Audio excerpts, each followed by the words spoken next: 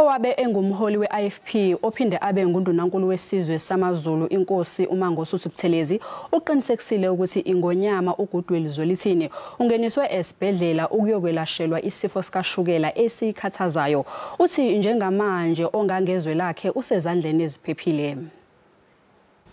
Ngiyafisa ukuthi ngazise isizwe ngegunya lami njengoNdunankulu wesilo noyesizwe saKwaZulu ukuthi kulamasonto edlule isilo njoba sonke sazi ukuthi kufa lokubizwa ngesilungu kuthiwa diabetes abantu abayebethi ukufa kashukela ukuthi kulezi insuku kwabonakala ukhuphuka ushukela kakhulu kubonakala ukuthi noma isilo sasingaguli kungcono ukuthi le nto yocwaningwa esibhedlela basiye esibhedlela khona lapha kithi eZululand